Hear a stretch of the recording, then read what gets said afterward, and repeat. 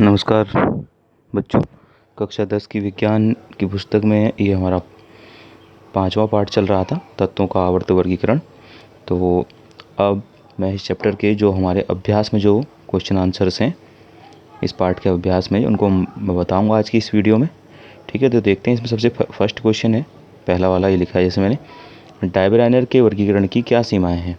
जो वैज्ञानिक थे डायब्राइनर, जिन्होंने तत्वों के वर्गीकरण के लिए सबसे पहले जो है एक नियम दिया था, तो उनकी क्या सीमाएँ हैं, कहाँ तक मतलब वो सक्सेस था उनका ये नियम करके।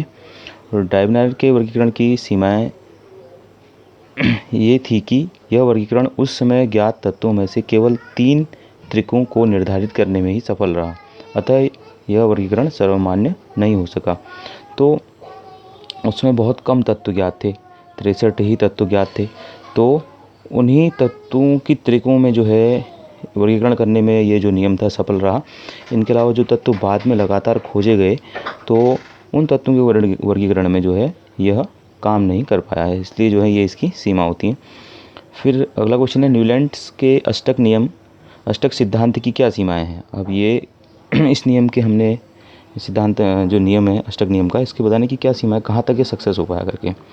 तो न्यूलैंड के अष्टक नियम की सीमाएं, पहला है, यह वर्गीकरण केवल कैल्शियम तक ही ही मान्य था, क्योंकि कैल्शियम के बाद आने वाले प्रत्येक 8 तत्व पहले तत्व के समान गुण प्रदर्शित नहीं करते हैं। यानी कि कैल्शियम तक का तो ये न्यूलैंड का अष्टक नियम कार्य किया। ठीक है, जो ये जिसका जो हम इलेक्ट्रॉनिक विन्यास करते हैं 2 8 8 1 2 8 8 2 तक का, मतलब जो कैल्शियम का है वहाँ तक जो है इस नियम के अनुसार जो तत्व थे जो स्वर के अनुसार रखे गए थे, ठीक है, वहाँ तक का ये जो है नियम इसने कार्य किया। दूसरी क्या सीमा थी, इसको देखते हैं। बाद में खोजे गए अनेक तत्वों के गुण अष्टक नियम के अनुसार व्यवस्थित नहीं हो सके। यानी कि जो तत्व 20 के बाद खोजे गए, या जो 63 जिसमें आवर्त सारणी बनाई थी उसके बाद जो खोजे गए, उन तत्वों को उन स्वरों के क्रम में जो है व्यवस्थित जो है नहीं हो सके, क्योंकि उनके गुण असमान थे। ठीक है, फिर नेक्स्ट क्वेश्चन है हमारा मेंडलीफ। ये तीसरा क्वेश्चन आया यहाँ से, मेंडलीफ की आवर्त सारणी का उपयोग कर निम्नलिखित तत्वों के ऑक्साइड के सूत्र का अनुमान कीजिए करके। तो मैंने कल आपको 2 तत्वों का बताया भी था, ये पोटेशियम और एल्यूमिनियम का, इसमें कार्बन का भी दे रखा है और 2 तत्व और हैं। तो इसका तो मैंने बताया था आपको, ऑक्साइड सूत्र क्या होता है, K2O किस तरह से निर्मित होता है करके। कार्बन का क्या है, CO2। यानी कि कार्बन के अंतिम कक्षक में 4 इलेक्ट्रॉन होते हैं और ऑक्सीजन के हम 2 परमाणु लेंगे। ठीक है, तो इस तरह से हमारा इसके भी 4 इलेक्ट्रॉन हो जाएंगे और इसके भी 4 हो जाएंगे। दोनों जो है आपस में साझेदारी करके फिर जो है CO2 का निर्माण करते हैं। तो इस तरह से इसका ऑक्साइड का सूत्र बनता है। हेलियम का कल मैंने बताया है आपको। और SI का होता है SiO2। SI के अंतिम कक्षक में 4 इलेक्ट्रॉन होते हैं और ऑक्सीजन के हम 2 लेंगे।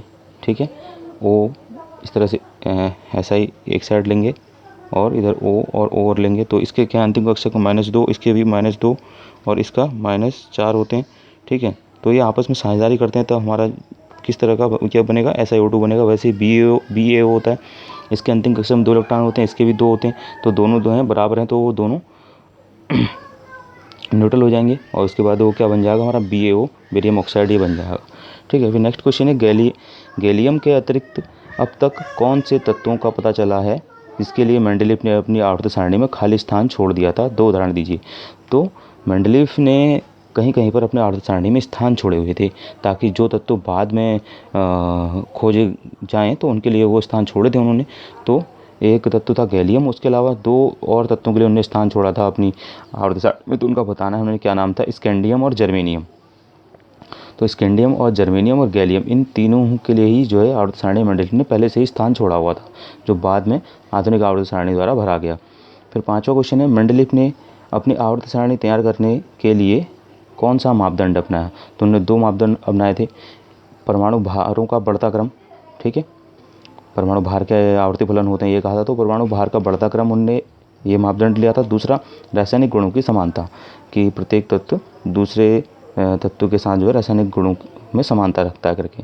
ठीक है, फिर नेक्स्ट क्वेश्चन है, आपके अनुसार उत्कृष्ट गैसों को अलग समूह में क्यों रखा गया है। उत्कृष्ट गैसें यानी कि नोबल गैसें, ठीक है, जो किसी के साथ अभिक्रिया नहीं करती हैं। ठीक है, तो उनको अलग क्यों रखा गया है? उत्कृष्ट गैसों को एक पृथक समूह में रखा जाता है क्योंकि ये अक्रिय होती हैं तथा अन्य तत्वों या यौगिकों से अभिक्रिया नहीं करती हैं। तो इसलिए जो है उन्हें अलग से समूह में रखा गया है, जिन्हें उत्कृष्ट गैसें कहा जाता है, नोबल गैसें कहा जाता है। इसकी खोज मैंने बताई थी आपको, लॉर्ड रेले और रैमजे ने की थी करके। ठीक है, ये बताया था मैंने आपको, क्योंकि ये किसी के साथ रिएक्शन नहीं करती, न किसी तत्व न किसी यौगिक के साथ, इसलिए जो है इनको अलग से एक समूह में ही पृथक करके रख दिया जाता है आवर्त सारणी में। ठीक है, तो इन क्वेश्चंस को आप अपनी फेयर कॉपी में नोट कीजिएगा। इससे नेक्स्ट वीडियो में भी आपको मैं जो इस चैप्टर के अभ्यास के क्वेश्चन आंसर्स हैं उनको बताऊंगा। ठीक है।